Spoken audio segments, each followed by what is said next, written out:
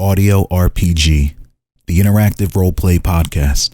Follow us on Anchor so you can listen to the journey of our player characters, or join the fun and join as one. Or just call in the chat, or maybe just call into World Build. Hey, Audio RPG on all streaming services.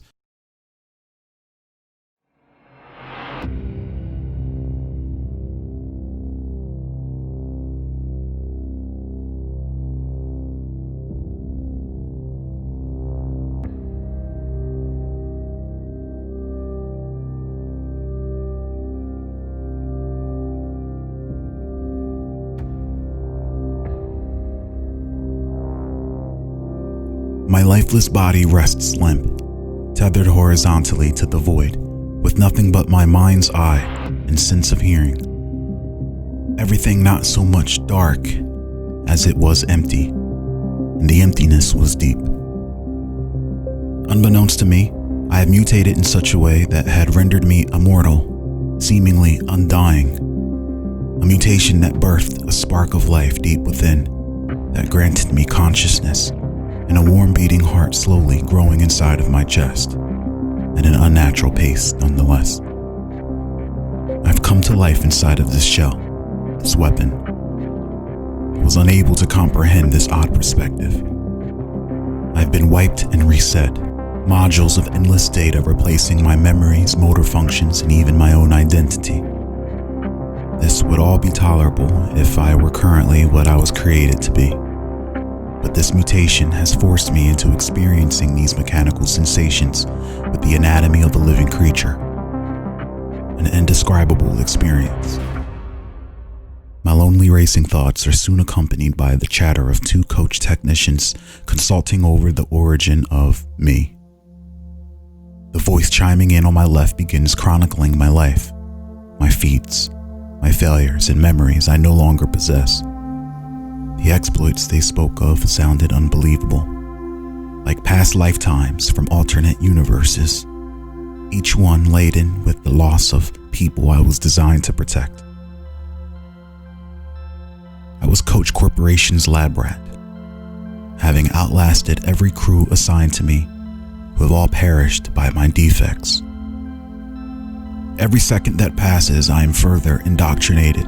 My feelings of anger and fear toward my existence slowly turn into obedience, acceptance, and courage. Heaps of knowledge are fed in through a light cable plugged into my forehead. The understanding of what I am all culminates into one grand epiphany, the realization of my nature as a tackler. Suddenly, a single gunshot rings out, fatally silencing the disembodied voice to my left and sending it to the floor, dragging along with it surgical equipment and utensils, crashing about.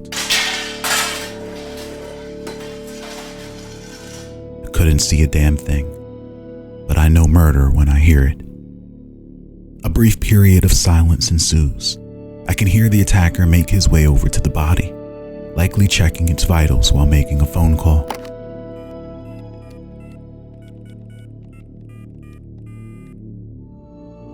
Everything is clean. The tackler is mid-wipe and will be ready for deployment, ETA 27 hours. The call is promptly ended. Soon after, I hear him exiting the room, dragging along with him the body of his victim. By now, I can feel my mutation bringing sensations to my body that I've never known. It felt like control, but warmer than what I remember. I take a deep breath using the lungs that have developed within my abdomen and begin to muster the willpower to free myself from the programming stasis I was held in. I don't know where I was going, but I know I needed to be away from here. I find myself in the cockpit of a cold and rickety field ship and begin snatching cables from outside of my head, which begins triggering an array of critical warnings of process failures with severe malfunctions imminent. But it meant nothing to me. It was also at that very moment my brain would seemingly implode and shatter into pieces, turning me into a frantic maniac undergoing an existential crisis. I leap off of the table and reach for the stun baton fastened on the technician's coat. Naked and driven by pure adrenaline, I creep along the wall until I get to the tiny corridor connecting the cockpit and a larger open space. Peeking around its corner, I can see the shady technician crouched over the body, deactivating the dead technician's credentials, badges, and essentially erasing his identity, completely purging his existence from the public. Something about this technician was incredibly suspect. More likely to be an assassin than lab staff, he was clearly operating toward a more sinister objective.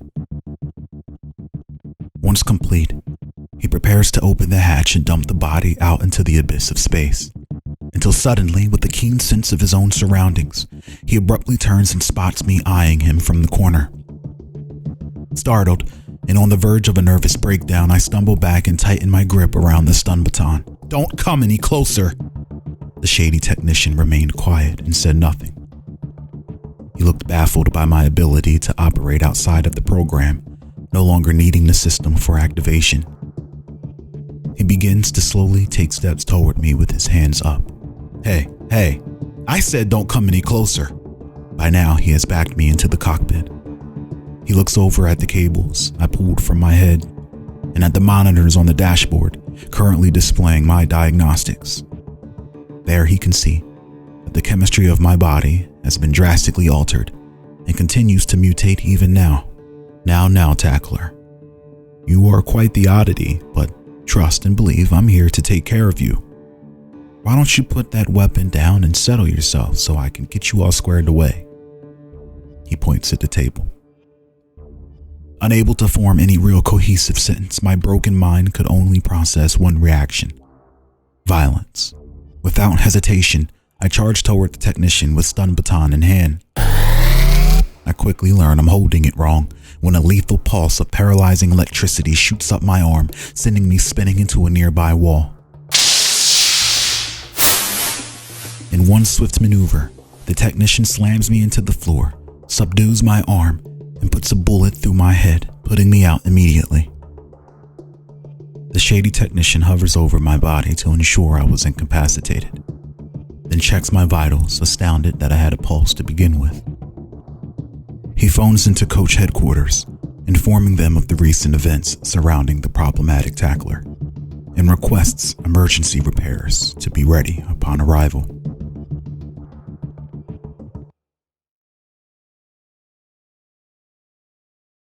After an unknown amount of time passes, I find myself alive, awake, and breathing, though this time tightly bound to the back of the cockpit chair. Yeah, I definitely seemed to be undying, but felt the entirety of the bullet inside of my head. It was quiet, so we must be docked. I see well-organized ship traffic through the camera feeds on the smaller passenger side monitors. The windshields were on max tint, and the cockpit was sealed from the inside using the containment tank locks. I was sealed in here, and panicking. I liberate myself from bondage and stumble over to the ship controls. Blood oozes down my face.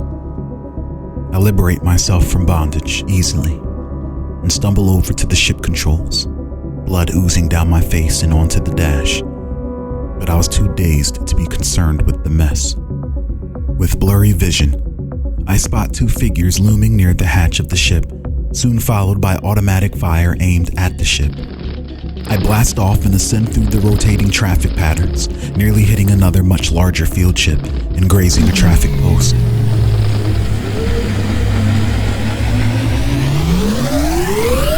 I made it a good long way from where I began, but still had a few guests lingering in the corridor, holding on for their lives.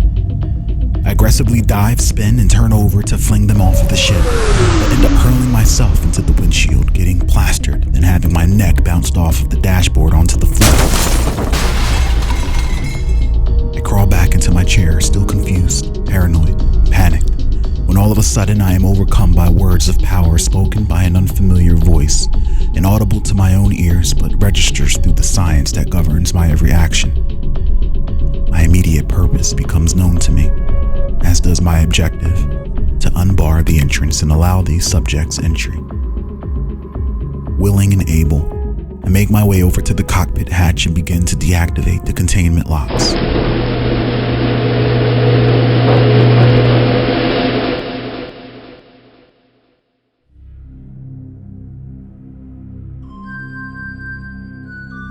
Three unfamiliar visages stand on the other side, all frightening within their own right. An imposing Thrax, flush with millions of arms wavering under his cloak. A poofy-haired woman with a sword, demonic glaring eyes and glowing sigils of death decorating her face. And the most terrifying of them all, a sinister bald man completely engulfed in the darkness of his own sentient trench coat that seems to merge with the shadows itself. There was a strong possibility I was also hallucinating. I wanted to react, flee, maybe even attack, but the bald man's words were like a thunderous command from God that my ears couldn't comprehend, but were understood by my soul. Fatigued by the constant scrambling of my identity and thoughts, I began to plead with the strangers before me, telling them everything that had transpired as best as I could. With the bullet inches away from my memory banks, the bald man steps forward and looks me in my eyes and demands that I focus, his voice no longer overpowering but instead calming and reassuring. "We need a place to hide until you and I can sort this out," he says. He then commanded me to move us out beyond the disk, 90 degrees south of the orbital plane, until we were in the middle of nowhere, away from Coach. It was all a blur, but I understood because he wanted what I wanted. I gather my composure, activate the thrusters, then set Field Ship 142's destination beyond the disk. I don't know who this group was, but they looked as on edge as I was. Were they with Coach, or were they fleeing like myself? I'll soon find out.